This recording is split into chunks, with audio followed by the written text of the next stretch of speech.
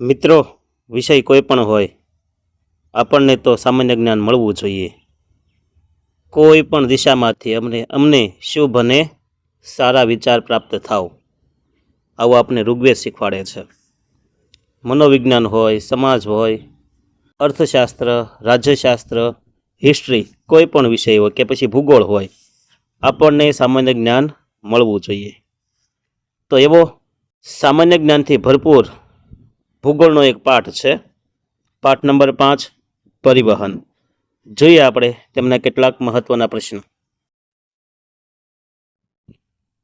પહેલો પ્રશ્ન, વિશ્વમાં કયા દેશમાં સૌથી ગીચ રેલમાર્ગ આવેલો છે? સૌથી ગીચ રેલમાર્ગ કયા દેશમાં છે? તો જવાબ છે બેલ્જિયમ. કયો આવશે? બેલ્જિયમ. વિશ્વમાં સૌથી વધુ ગીચ રેલમાર્ગ બેલ્જિયમમાં છે.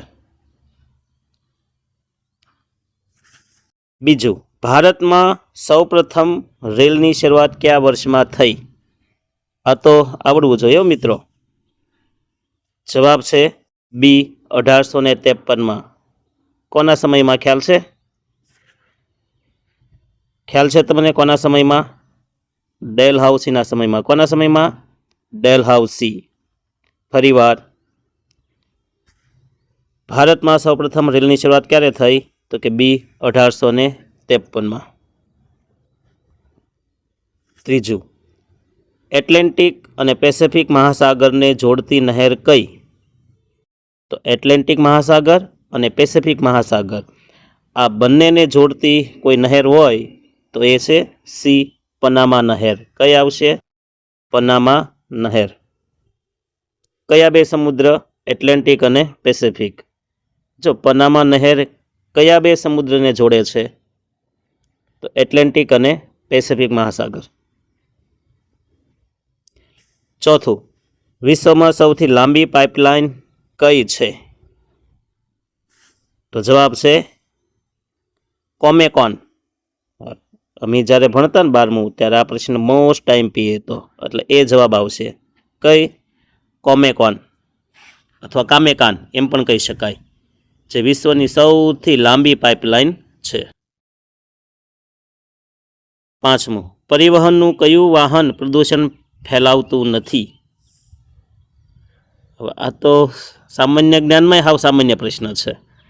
તો ઓપ્શન જુઓ ને, રેલ, બસ, વિમાન, સાયકલ. તમારે નક્કી કરવાનું, હું જવાબ નહીં બોલું, બરાબર?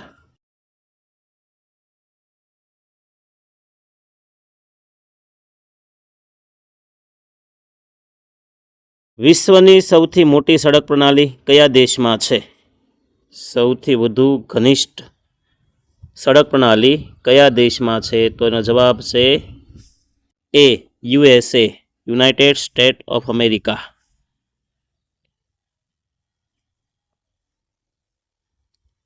ઓસ્ટ્રેલિયાનો મુખ્ય ધોરીમાર્ગ કયો છે? ઓસ્ટ્રેલિયાનો સૌથી મુખ્ય ધોરીમાર્ગ કયો છે? તો એનો જવાબ છે ડી, સ્ટુઅર્ટ ધોરીમાર્ગ. કયો આવશે? સ્ટુઅર્ટ ધોરીમાર્ગ. આઠમું, ભારતમાં સૌથી વધુ લંબાઈ ધરાવતા રાષ્ટ્રીય ધોરીમાર્ગનો નંબર કયો છે? તો સી, 7 નંબર. કયો આવશે? 7 નંબર. તેમ છતાં અપડેટ પાછું જોતું રહેવાનું. નવમું, 1825માં વિશ્વમાં પ્રથમ રેલમાર્ગ કયા દેશમાં શરૂ કરવામાં આવ્યો હતો? તો જવાબ બી, ઇંગ્લેન્ડમાં. ભારતમાં ક્યારે? 53ની અંદર. પણ એની પહેલાં 26-27 વર્ષ પહેલાં કયા દેશની અંદર ઓલરેડી રેલમાર્ગની શરૂઆત થઈ ગઈ હતી? તો એ દેશ છે ઇંગ્લેન્ડ. કયો દેશ છે? ઇંગ્લેન્ડ. ઇંગ્લેન્ડની અંદર સૌપ્રથમ રેલવેની શરૂઆત થઈ. 10મું, એશિયાના કયા દેશમાં રેલમાર્ગનું ઘનિષ્ઠ નેટવર્ક જોવા મળે છે? પહેલું હતું ને એ વિશ્વનું હતું. હવે આવશે આપણા એશિયા ખંડની વાત. તો એશિયામાં સૌથી વધુ ઘનિષ્ઠ રેલમાર્ગ કયા દેશમાં છે? તો એમાં કહેવું જ ન પડે, આપણો ભારત દેશ. કયો આવશે? ભારત, એ જવાબ. 11મું, ભારતમાં રેલમાર્ગની કુલ લંબાઈ લગભગ કેટલા કિમી છે? આ જે રેલમાર્ગ છે કુલ બધો ભેગો કરવાનો, તો એમની કુલ લંબાઈ કેટલી થાય છે? તો જવાબ છે 64,600, એટલે કે બી જવાબ. કયો આવશે? બી. ભારતમાં રેલમાર્ગની કુલ લંબાઈ 64,600 કિમી છે. 12મું, ભારતનું સૌથી મોટું રાષ્ટ્રીય સંસ્થાન ખાલી જગ્યા છે. આમ ગણો ને તો ભારતની અંદર ઘણી બધી સરકારી સંસ્થાઓ આવેલી છે, પણ એમાં સૌથી મોટી વિસ્તૃત કોઈ જો રાષ્ટ્રીયકૃત સંસ્થા હોય ને તો એ છે આપણો ભારતીય રેલવે, એટલે આવશે સી જવાબ, ભારતીય રેલવે. 13મું, વિશ્વમાં રેલમાર્ગનો સૌથી મોટું નેટવર્ક ધરાવતો દેશ કયો છે? તો સૌથી વધુ નેટવર્ક હોય ને એ ખંડ છે, ખંડની વાત છે હો ભાઈ, તો એ ખંડ છે ઉત્તર અમેરિકા. કયો ખંડ આવશે? ઉત્તર અમેરિકા ખંડ, એટલે ડી જવાબ, ઉત્તર અમેરિકા. 14મું, એશિયા ખંડનો સૌથી મોટો અને મહત્વનો આંતરખંડીય રેલમાર્ગ કયો? આંતરખંડીય એટલે એક ખંડમાંથી બીજા ખંડમાં જતો હોય તે. તો એ છે જવાબ બી, ટ્રાન્સ સાઇબિરિયન. કયો આવશે? Trans Siberian.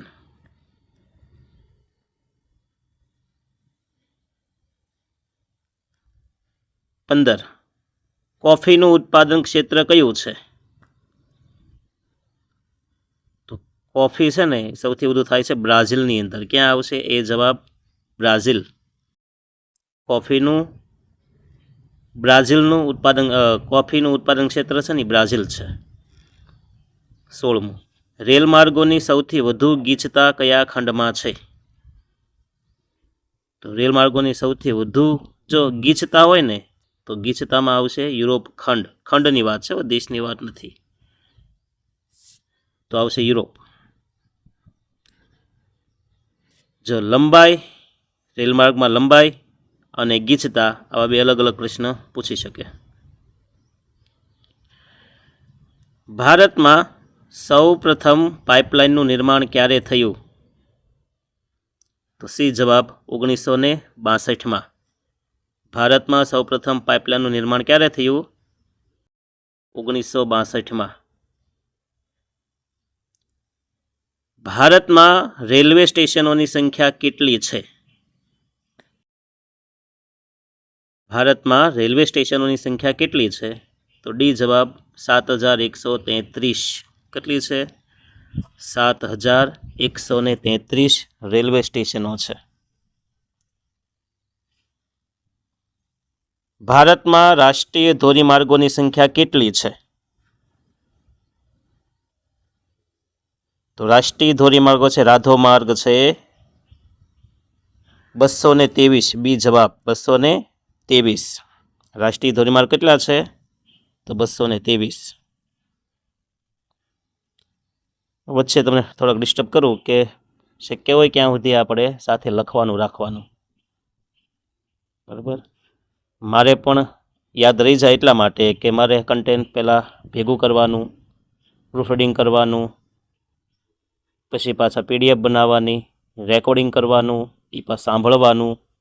એટલે આના વિડીયો મારી નજર સામેથી પણ લગભગ આ મુદ્દા બધા 3 થી 4 વખત પસાર થાય, એટલે મને પણ ઘણું યાદ રહી જાય છે, તમને પણ યાદ રહેશે. B positive. 20મું, ગુજરાતમાંથી પસાર થતા રાષ્ટ્રીય ધોરીમાર્ગનો નંબર કયો છે? ગુજરાતમાંથી પસાર થતા રાષ્ટ્રીય ધોરીમાર્ગનો નંબર કયો? તો છે ડી જવાબ, 8. પણ અપડેટ એકવાર જોઈ લેવાની, કારણ કે સરકાર દ્વારા આ પુસ્તકમાં તો જૂનું હોય છે, વખતો વખત ફેરફાર થતા હોય છે.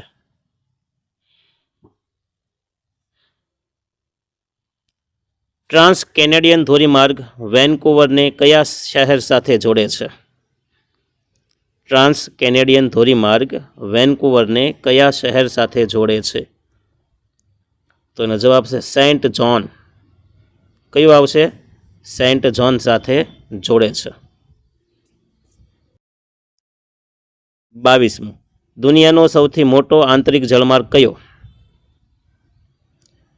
તો એમાં આવશે ભાઈ બી જવાબ, ગ્રેટ લેક્સ અને સેન્ટ લોરેન્સ જળમાર્ગ.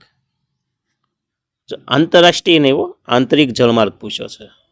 આંતરિક એટલે દેશની અંદરના જે પ્રદેશોને જોડતો જળમાર્ગ હોય ને, દેશની અંદર જ તે, એ જળમાર્ગની અહીંયા વાત થઈ છે. તો આવો સૌથી મોટો જળમાર્ગ છે ને, એ છે ગ્રેટ લેક્સ અને સેન્ટ લોરેન્સ જળમાર્ગ છે. કયો છે? એટલે તમને નિશાની દ્વારા તમને બતાવી દઉં. આ ગ્રેટ લેક્સ અને સેન્ટ લોરેન્સ. વિશ્વમાં પાઇપલાઇનની સૌથી વધુ ગીચતા કયા દેશમાં છે? પાઇપલાઇન સૌથી વધુ ગીચતાવાળો પ્રદેશ કયો? તો એ છે દેશ USA. ડી જવાબ, સૌથી વધુ પાઇપલાઇનની ગીચતા યુએસએમાં છે. 24મું, યુએસએની સૌથી પ્રસિદ્ધ પાઇપલાઇન કઈ છે? યુએસએની સૌથી પ્રખ્યાત જો પાઇપલાઇન કેવી હોય તો એ કઈ છે? તો જવાબ છે બિગ ઇંચ. કઈ આવશે? Big inch. જો આની પહેલા પ્રશ્ન આવ્યો હતો સૌથી મોટી પાઇપલાઇન કઈ? કામેકાન. પણ યુએસએની સૌથી પ્રસિદ્ધ પાઇપલાઇન કે તો બિગ ઇંચ. એટલે બે ડાયવર્ટ ન થઈ જાય, ભેગું ન થઈ જાય, ધ્યાન રાખજો. 25મું, ટેપ લાઇનની લંબાઈ કેટલા કિમી છે? ટેપ જે પાઇપલાઇન છે એની લંબાઈ કેટલી છે? તો એનો જવાબ છે 1600 કિમી. કેટલી છે? 1600 કિમી. એટલે એ જવાબ. આ વાત થઈ આપણે અત્યારે MCQની, પણ સાથે સાથે ટૂંકા વન લાઇનર પ્રશ્ન પણ આપણે અટેન્ડ કરવા જોઈએ. તો જોઈએ આપણે, પરિવહન એટલે શું? તો માનવી અને ચીજ વસ્તુઓની, ખાસ કરીને આ મુદ્દો યાદ રાખવાનો, એક સ્થળેથી બીજા સ્થળે થતી હેરફેરને પરિવહન કહેવાય. કોની હેરફેર? તો કે માણસ કે વસ્તુ, બંનેની કે બેમાંથી એકની જે હેરફેર થાય ને એમને પરિવહન કહેવાય.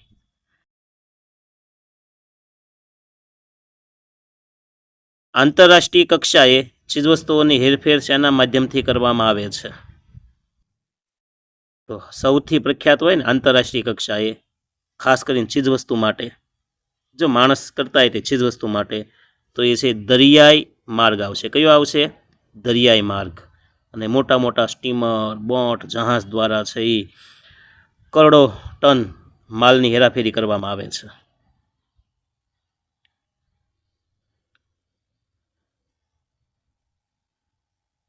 ટૂંકા અંતરના હેરફેર માટે કયા માધ્યમનો ઉપયોગ થાય છે?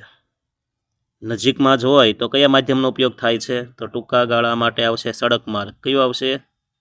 સડક માર્ગનો ઉપયોગ વધારે થાય છે. ભારે વજનદાર વસ્તુઓને દૂરના સ્થળે કયા માધ્યમથી મોકલવામાં આવે છે? તો ભારે વસ્તુ હોય અને દૂર પહોંચાડવી હોય તો એ માર્ગ છે સૌથી સહેલો માર્ગ, રેલ માર્ગ આવશે. કયો આવશે? રેલ માર્ગ.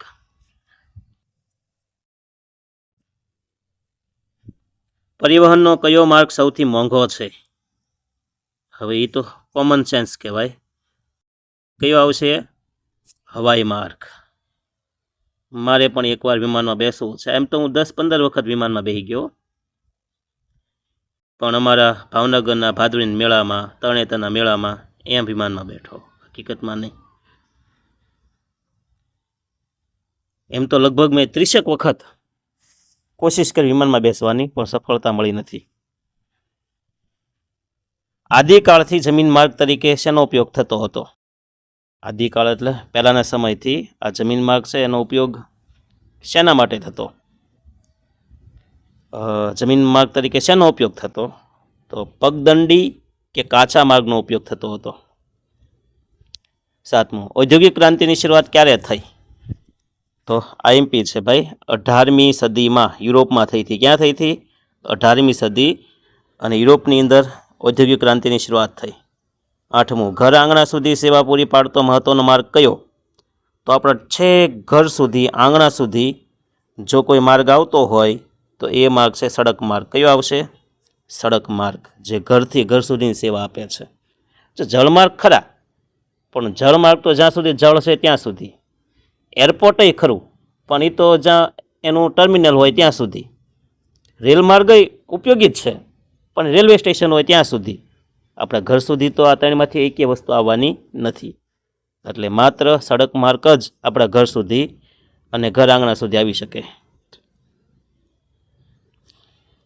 કયો માર્ગ ટૂંકા અંતરનો મહત્વનો માર્ગ છે? તો સડક માર્ગ છે ને ટૂંકા અંતરનો બહુ મહત્વનો માર્ગ કહી શકાય. સડક માર્ગ એ કયા માર્ગને પૂરક સહાયક માર્ગ પૂરો પાડે છે? સડક માર્ગ છે ને એ કોના માટે સહાયક છે? તો રેલમાર્ગ, હવાઈ માર્ગ ને જળમાર્ગ, આ ત્રણેયના પૂરક માર્ગ તરીકે એક જ માર્ગ છે એ સડક માર્ગ.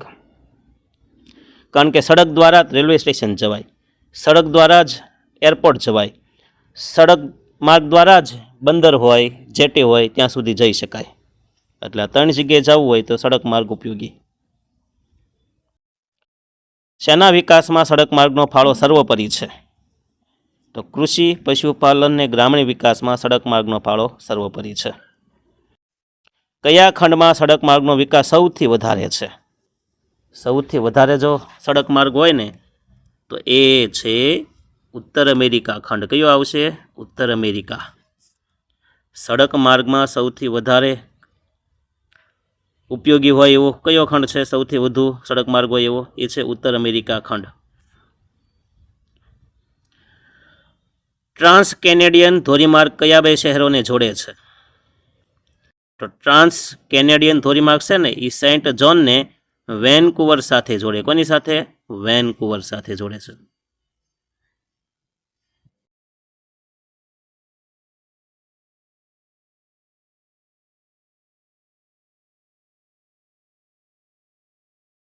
ફરીવાર, ટ્રાન્સ કેનેડિયન ધોરીમાર્ગ કયા બે શહેરોને જોડે છે? તો એ છે સેન્ટ જોનને અને વેનકુવર સાથે જોડે છે.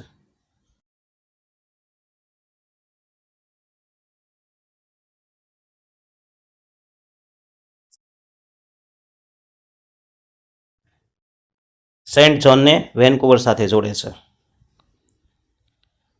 પાન ધોરીમાર્ગ કયા ખંડને જોડે છે? તો પાન નામનો ધોરીમાર્ગ છે ને એ ઉત્તર, મધ્ય અને દક્ષિણ અમેરિકા ખંડને એકબીજા સાથે જોડે છે. ઓહો, ઉત્તર, મધ્ય અને દક્ષિણ અમેરિકા, મતલબ કે સંપૂર્ણ અમેરિકા આ ધોરીમાર્ગ સાથે જોડાઈ જાય છે. 15મો, કયા ખંડમાં ઉત્તમ પ્રકારના સડક માર્ગનું નિર્માણ થયેલું છે? તો યુરોપ ખંડમાં ઉત્તમ પ્રકારના સડક માર્ગોનું નિર્માણ થયેલું છે. 16મું, કયા ખંડમાં જળમાર્ગનો વધુ ઉપયોગ થવાથી સડક માર્ગનું પ્રમાણ ઓછું છે?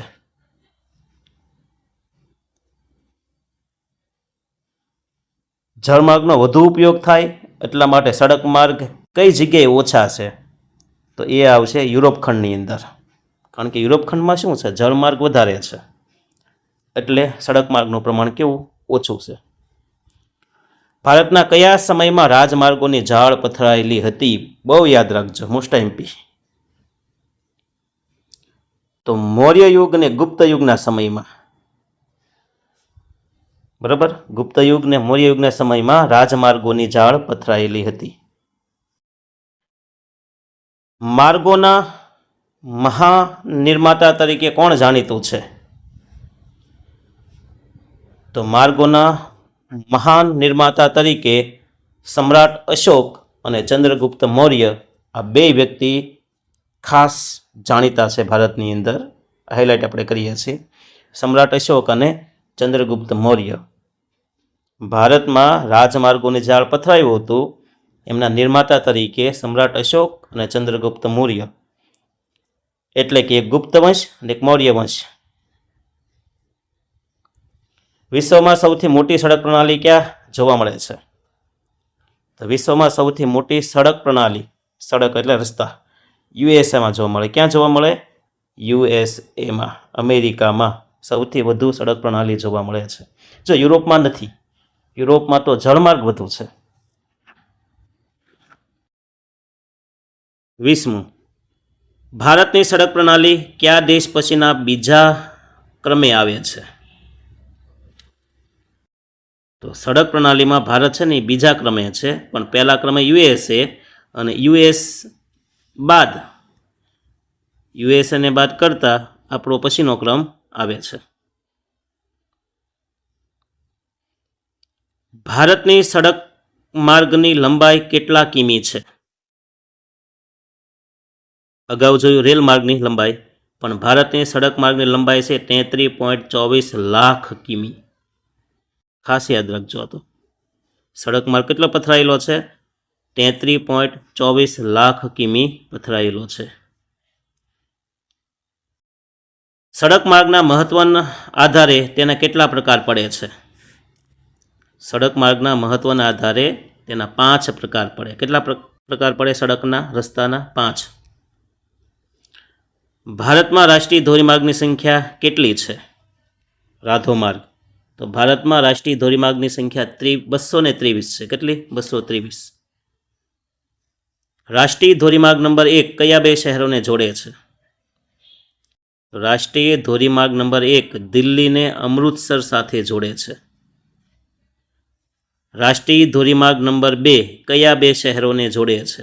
પહેલું દિલ્હી અમૃતસર, પણ બીજો છે એ, તો જે બીજો છે ને દિલ્હીને કોલકાતા સાથે જોડે છે. કોની સાથે? કોલકાતા. રાષ્ટ્રીય ધોરીમાર્ગ નંબર 3 કયા બે શહેરોને જોડે છે? રાષ્ટ્રીય ધોરીમાર્ગ નંબર 3 કયા બે શહેરને જોડે? તો આગ્રા અને મુંબઈ સાથે જોડે છે. આગ્રા ને મુંબઈ સાથે. રાષ્ટ્રીય ધોરીમાર્ગ નંબર 4 કયા બે શહેરોને જોડે છે? તો થાણે અને ચેન્નઈને. રાષ્ટ્રીય ધોરીમાર્ગ નંબર 5 કયા બે શહેરોને જોડે છે? તો કોલકાતા અને ચેન્નઈને. રાષ્ટ્રીય ધોરીમાર્ગ નંબર 6 કયા બે શહેરોને જોડે છે? તો ધુળે અને કોલકાતાને. 7 નંબર કયા બે શહેરોને જોડે છે? તો વારાણસીને કન્યાકુમારી સાથે. વારાણસીને કન્યાકુમારી સાથે જોડે છે. જો એ સૌથી લાંબો ધોરીમાર્ગ છે. ભારતનો સૌથી લાંબો ધોરીમાર્ગ કયો? તો કે ધોરીમાર્ગ નંબર 7, જે વારાણસી અને કન્યાકુમારી સાથે એને જોડે છે. સૌથી લાંબો ધોરીમાર્ગ કયો? હમણાં જોયું આપણે, ધોરીમાર્ગ નંબર 7. કોને જોડે છે? વારાણસી અને કન્યાકુમારીને. રાષ્ટ્રીય ધોરીમાર્ગ નંબર 8 કયા બે શહેરોને જોડે છે? તો રાષ્ટ્રીય ધોરીમાર્ગ નંબર 8 દિલ્હીને મુંબઈ સાથે જોડે છે. દિલ્હીને મુંબઈ સાથે. અને એ જ ધોરીમાર્ગ હવે ગુજરાતમાંથી પસાર થાય છે. જો નામકરણ થઈ ગયા છે એટલે એકવાર અપડેટ જોતા રહીજો. સ્વર્ણિમ ચતુર્ભુજ રાષ્ટ્રીય ધોરીમાર્ગ અનુસાર કયા 4 શહેરોને એકબીજા સાથે જોડવામાં આવ્યા?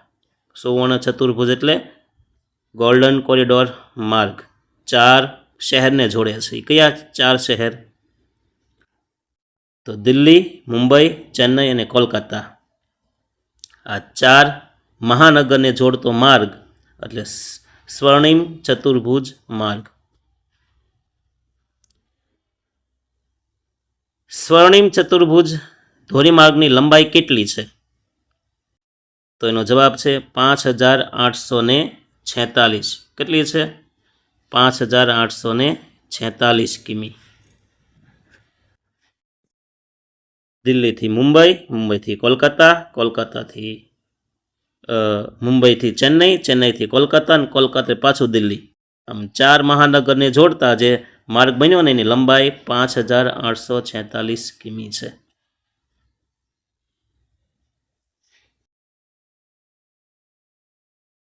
વિશ્વમાં સૌપ્રથમ રેલમાર્ગની શરૂઆત ક્યારે થઈ હતી? તો 1825માં. જો આપણે ભારતની વાત નથી કરી, એ 1853, પણ વિશ્વમાં રેલમાર્ગની શરૂઆત 1825માં ઇંગ્લેન્ડમાં થઈ હતી. વિશ્વમાં સૌપ્રથમ રેલમાર્ગની શરૂઆત ક્યાં થઈ હતી? ઇંગ્લેન્ડમાં થઈ હતી. ક્યાં થઈ હતી? ઇંગ્લેન્ડમાં.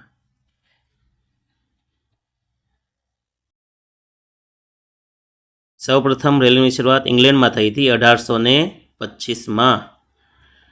વિશ્વમાં રેલમાર્ગોની લંબાઈ કેટલા કિમી છે? આખા વિશ્વના જેટલા રેલમાર્ગો ભેગા કરો એ ટોટલ લંબાઈ કેટલા કિમી છે?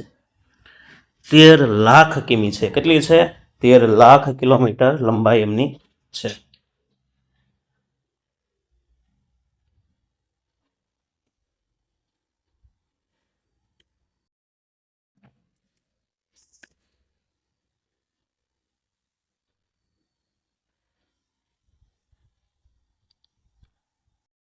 અડત્રીસમું, રેલમાર્ગોની ગીચતા કયા ખંડમાં આવેલી છે? તો સૌથી વધુ ગીચ રેલમાર્ગ છે યુરોપ ખંડમાં. તો સડકમાં યુએસએ છે, પણ રેલમાર્ગમાં કોણ છે? તો યુરોપ ખંડ. ગીચતામાં, લંબાઈમાં નહીં. 7 દેશોને જોડતો કયો રેલમાર્ગ જાણીતો છે? 7 દેશને જોડે છે.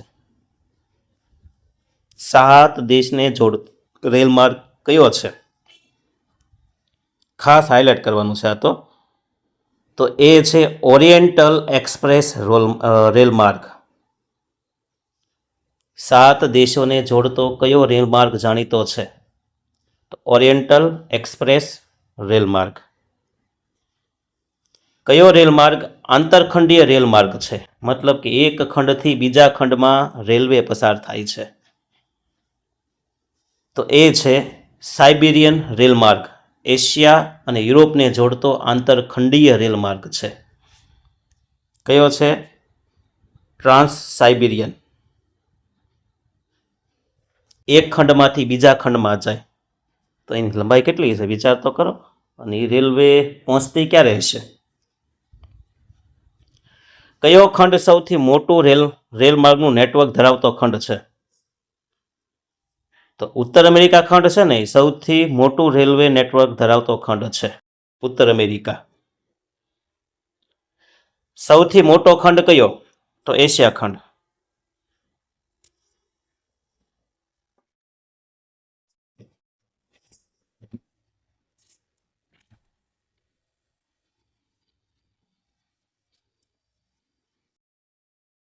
કયા દેશોએ ઝડપી રેલ સુવિધા ઊભી કરી અને વિશ્વનું ધ્યાન પોતાની તરફ આકર્ષિત કર્યું છે?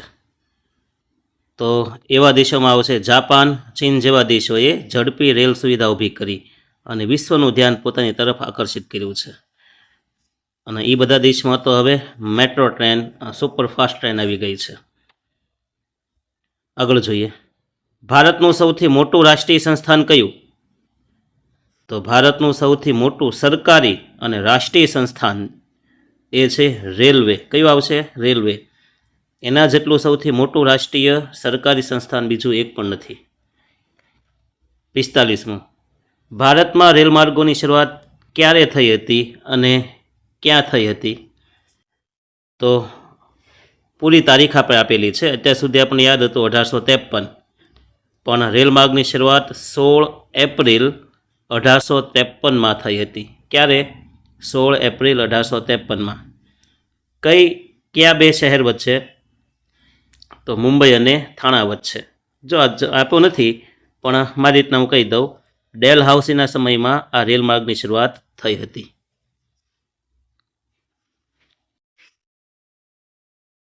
રેલમાર્ગમાં જોઈએ આપણે 47મો પ્રશ્ન. બ્રોડગેજનું 2 પાટા વચ્ચેનું અંતર કેટલું હોય?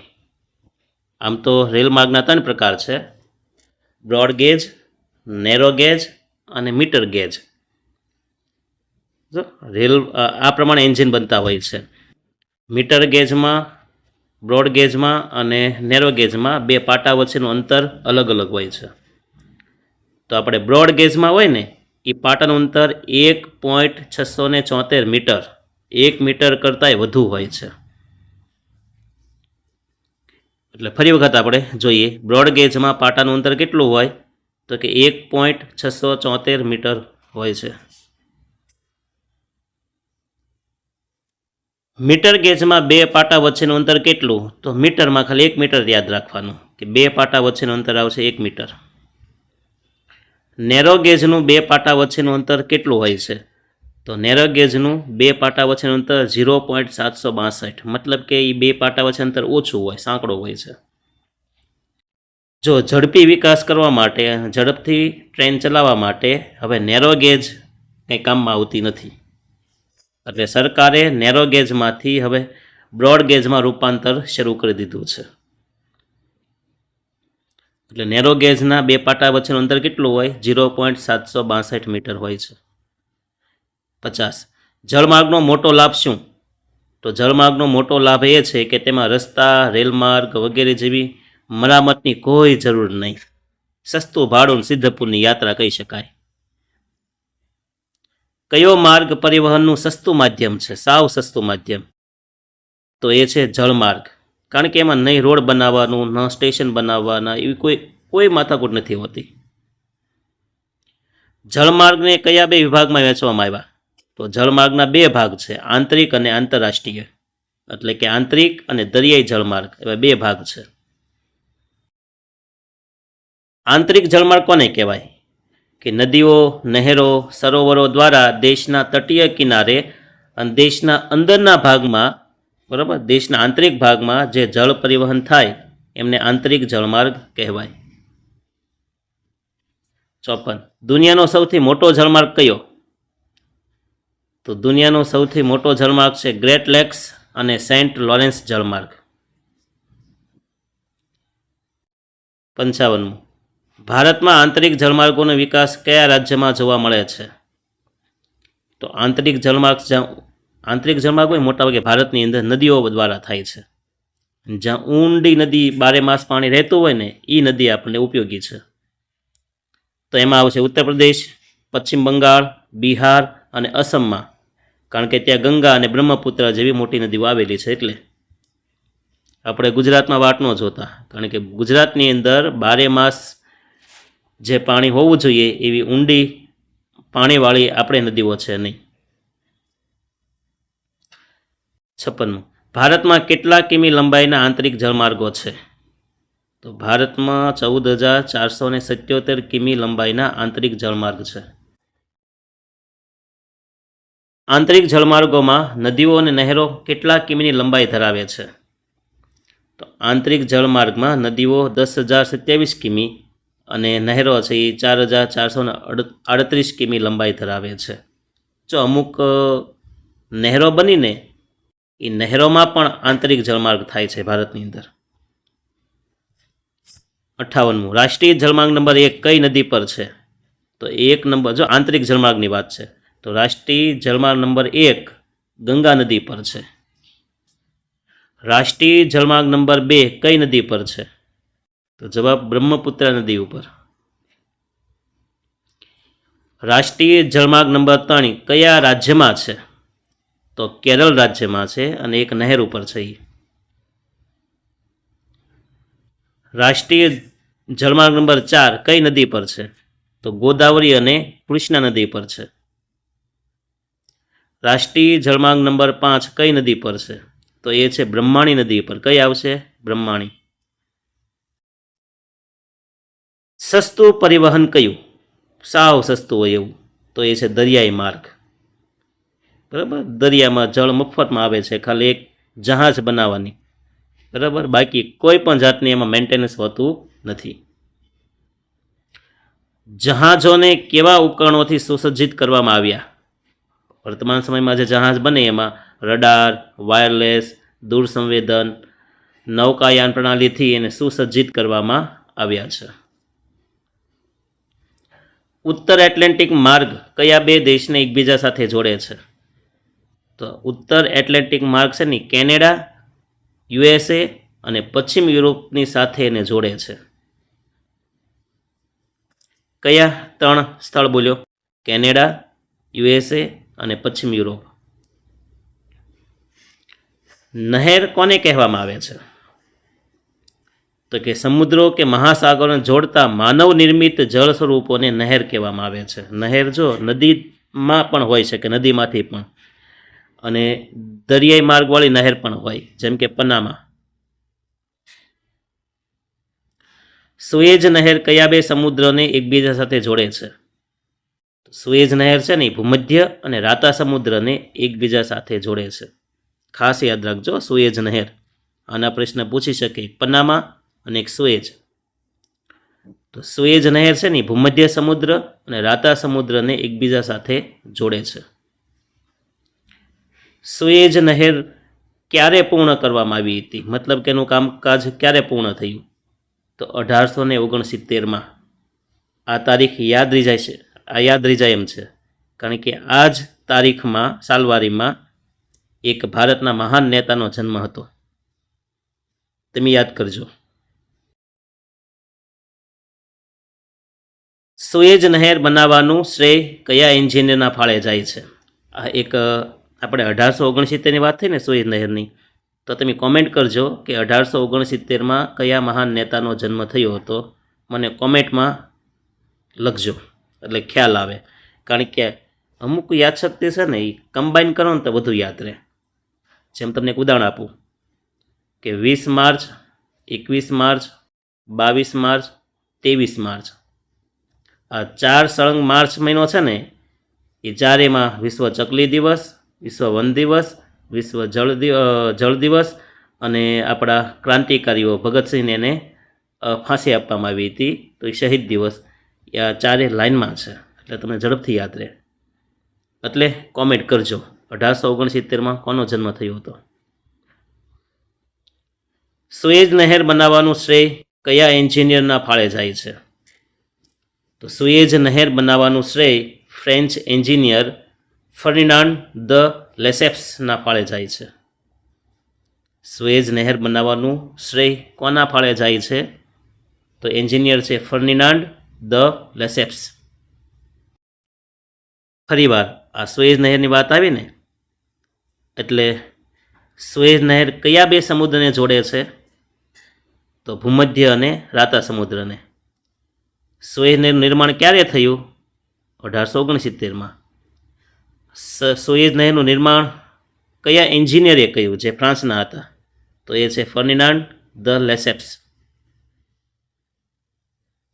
70મો પ્રશ્ન.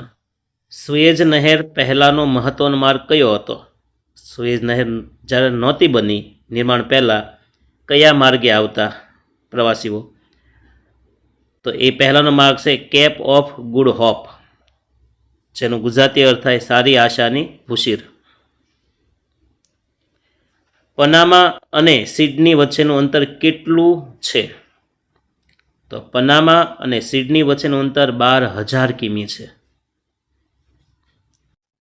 પનામા નહેરનું નિર્માણ ક્યાં થયેલું છે? તો પનામા નહેરનું નિર્માણ છે ને એ ઉત્તર અમેરિકા અને દક્ષિણ અમેરિકાના મધ્યમાં આવેલા પનામા દેશમાં થયું છે.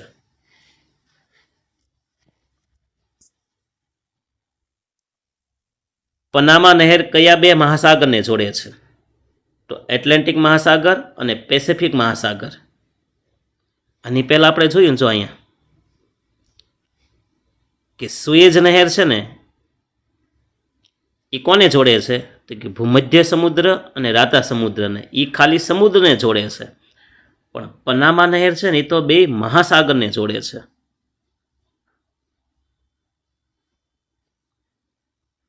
તો પનામા નહેર છે ને એ એટલાન્ટિક મહાસાગર અને પેસિફિક મહાસાગર આ બંનેને જોડે છે. પનામા નહેર કેવી પ્રણાલી ધરાવે છે? તો પનામા નહેર જળપાશ પ્રણાલી ધરાવે છે. કેવા વિસ્તારમાં હવાઈ માર્ગ આશીર્વાદ સમાન છે? તો દુર્ગમ પ્રદેશમાં હવાઈ માર્ગ છે ને આશીર્વાદ સમાન છે. જ્યાં સડક માર્ગ, રેલ માર્ગ શક્ય નથી ત્યાં આ હવાઈ માર્ગ ઉપયોગી છે. દુર્ગમ જંગલ વિસ્તાર હોય, પર્વતીય વિસ્તાર હોય ત્યાં. પનામા નહેર પસાર કરતા કેટલો સમય લાગે છે? તો પનામા નહેર પસાર કરતા 7 થી 8 કલાક જેટલો સમય લાગે છે. ભારતમાં હવાઈ માર્ગોની વિકાસ અને સુવિધાઓ કોણ આપે છે? તો ભારતમાં હવાઈ માર્ગોનો વિકાસ અને સુવિધાઓની જવાબદારી ઇન્ડિયન એરપોર્ટ ઓથોરિટીની છે. Indian airport authority. હાલમાં ભારતમાં કેટલા આંતરરાષ્ટ્રીય એરપોર્ટ આવેલા છે? આંતરરાષ્ટ્રીય એટલે એક દેશમાંથી બીજા દેશમાં જે ફ્લાઇટ જતી હોય વિમાન એને આંતરરાષ્ટ્રીય કહેવાય. તો આવા આંતરરાષ્ટ્રીય એરપોર્ટ છે ને એ 15 છે અત્યારે. કેટલા છે? 15.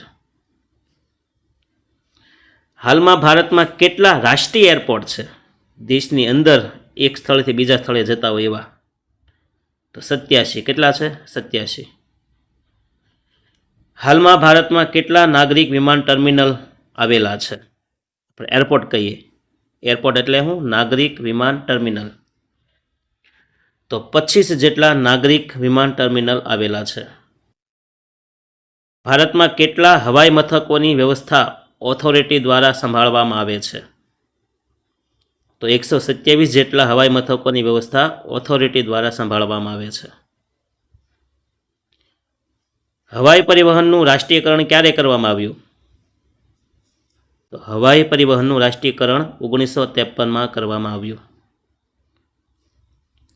હવાઈ પરિવહનનું રાષ્ટ્રીયકરણ સમયે કઈ 2 કંપનીઓને નવનિર્મિત કરવામાં આવી હતી? તો હવાઈ પરિવહનનું જ્યારે રાષ્ટ્રીયકરણ થયું ને ત્યારે ઇન્ડિયન એરલાઇન્સ અને એર ઇન્ડિયા આ 2 કંપનીઓને નવનિર્મિત કરવામાં આવી. ઇન્ડિયન એરલાઇન્સ અને એર ઇન્ડિયા. તો કિંગફિશર નહીં હો, એ તો વિજય માલ્યાનું છે, બધું ડૂબી ગયું.